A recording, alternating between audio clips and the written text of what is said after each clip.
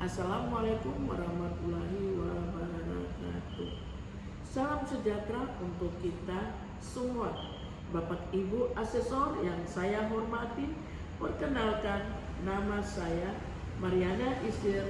Saya dosen tetap pada Prodi D3 Kebidanan Poltekkes Kemenkes Sorong.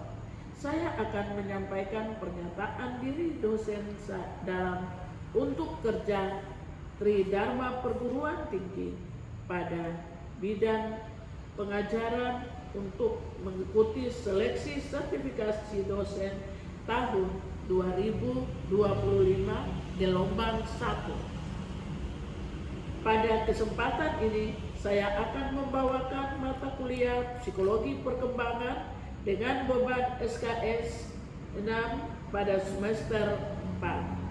Mata kuliah ini memberikan kemampuan untuk memahami tentang prinsip etika moral dalam memberikan pelayanan kebidanan, nilai personal dan profesional yang diberlakukan, aspek legal, isu, etik, teori-teori yang mendasari dalam menghadapi dilema etik, landasan hukum dan regulasi profesi, peran bidan berdasarkan etik dan kode etik profesi, serta sumber hukum dalam pelayanan kesehatan kebidanan. Capaian pembelajaran mata kuliah yang akan dicapai oleh mahasiswa meliputi: 1. Mahasiswa mampu menjelaskan konsep dasar psikologi perkembangan. 2. Mahasiswa mampu menjelaskan konsep psikologi perkembangan manusia dan sebelum lahir, prenatal 9 bulan. Mahasiswa mampu menjelaskan konsep psikologi perkembangan manusia baru lahir 0 sampai 2 minggu. Manusia mampu menjelaskan konsep psikologi masa kanak-kanak awal 2 sampai 6 tahun. Mahasiswa mampu menjelaskan konsep psikologi masa kanak-kanak akhir. Mahasiswa mampu menjelaskan konsep psikologi masa puber 11, 12 sampai 15, 16 tahun. Mahasiswa mampu menjelaskan konsep psikologi masa remaja 15 sampai 21 tahun. Mahasiswa mampu menjelaskan konsep psikologi masa dewasa awal 21 sampai 40 tahun. Kehamilan, nifas, dan menyusui. Mahasiswa mampu menjelaskan konsep psikologi masa dewasa 40 sampai 60 tahun. Mahasiswa mampu menjelaskan konsep psikologi masa usia lanjut kurang dari 60 tahun. Metode pembelajaran yang dilakukan berupa kuliah, diskusi, simulasi, penugasan terstruktur, dan penugasan individu. Bobot penilaian pada mata kuliah ini berupa UTS 20%, UAS 30%, tugas 20%, kehadiran 30%. Selanjutnya saya akan menampilkan proses pembelajaran di dalam kelas. Demikian perkenalkan diri saya. Terima kasih. Baik, tadi kita sudah memperkenalkan, Ibu sudah memperkenalkan LPS ya. LPS pembelajaran kita pada hari ini tentang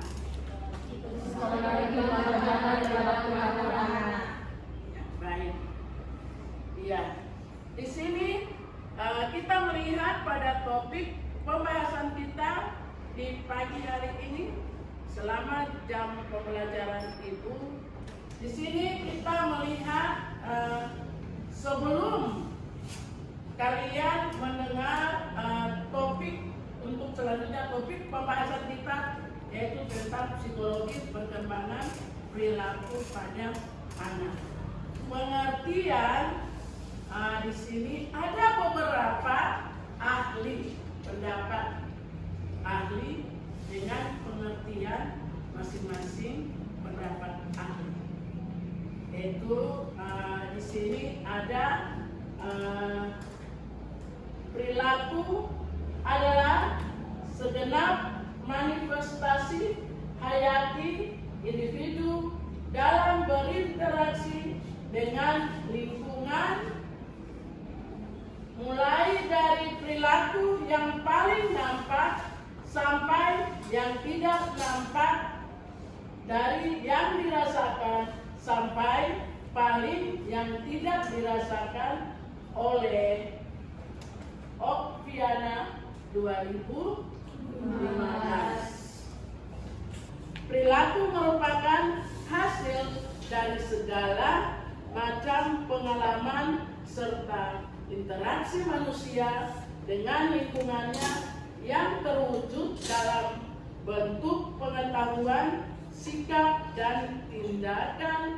Perilaku merupakan respon atau reaksi seseorang individu terhadap stimulus yang berasal dari luar maupun dari dalam dirinya. Itu dari pendapat Soy Ijo 2010.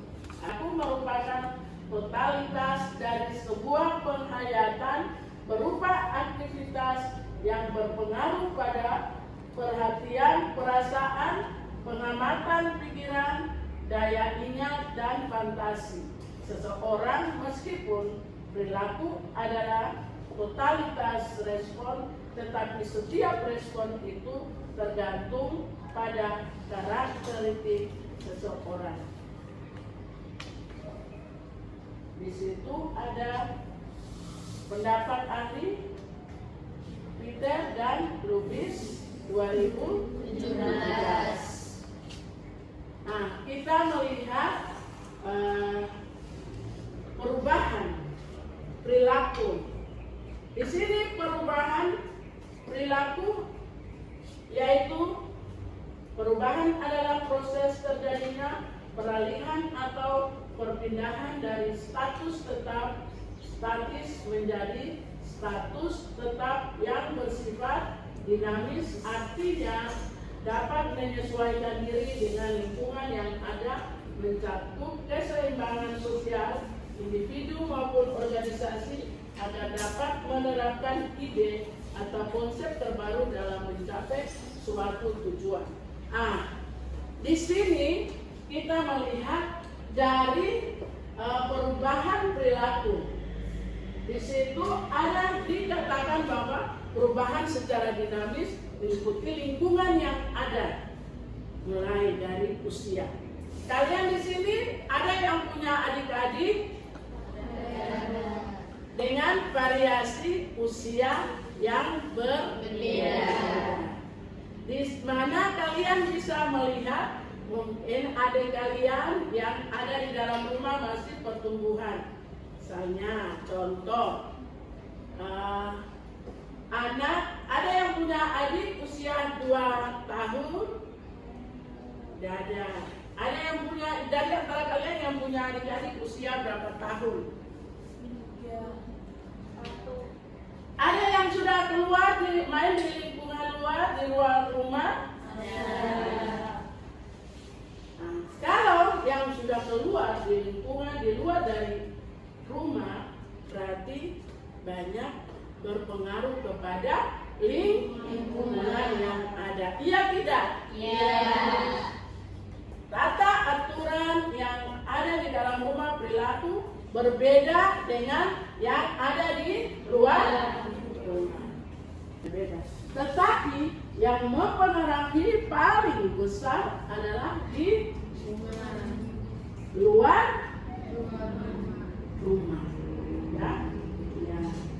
The next. Kita melihat proses perubahan perilaku tersebut menggambarkan proses belajar pada individu yang terdiri dari pemberian stimulus, rangsangan dapat diterima atau ditolak oleh individu. Jika diterima, berarti efektif dalam menarik perhatian. Nah, di sini lagi ada pemahaman stimulus individu memahami rangsangan yang diterima, dan pengalaman stimulus individu mempertimbangkan stimulus dan bersedia bertindak. Perubahan perilaku dengan didukung lingkungan individu bertindak sesuai dengan stimulus yang diterima. Jadi setiap manusia punya perilaku yang berbeda-beda. Kenapa perilaku yang berbeda-beda? Setiap yang dilihat, yang langsung dilihat, itulah yang nantinya akan diikuti oleh semenjak anak itu masih dalam masa pertumbuhan. Sebagai orang tua, contoh kalian punya orang tua di rumah, pasti kalian juga punya perilaku yang berbeda-beda. Walaupun di dalam keluarga ada bersaudara, contoh ada 5 saudara atau 3 saudara, pasti punya perilaku tidak sama kan? Ada yang berbeda. Ada 3? Pasti ada kan? Iya, pasti ada.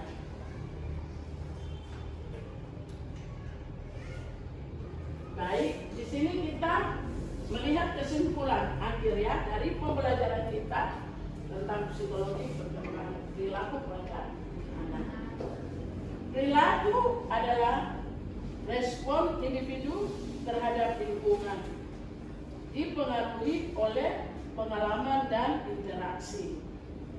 Perubahan perilaku merupakan proses belajar yang meliputi penerimaan, pemahaman, pengelolaan stimulus hingga tindakan dengan faktor lingkungan berperan dalam menentukan hasil akhir.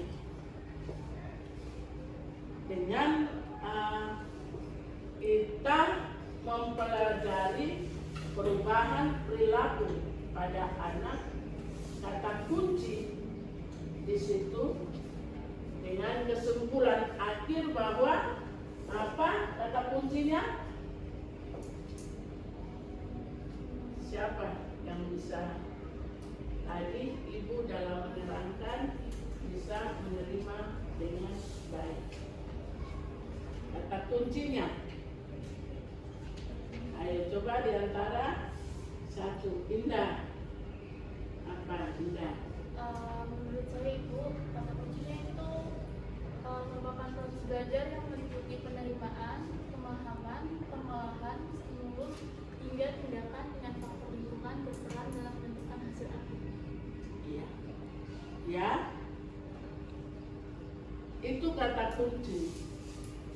Jadi ketika kita akhir mendengar, melihat interaksi yang ada di situ akan merupakan awal dari kita akan bisa punya perubahan perilaku. Siapa yang di antara kalian bahkan di rumah di mana saja kalian ketemu teman-teman yang ada di luar itu tentu saja punya perilaku yang tidak sama.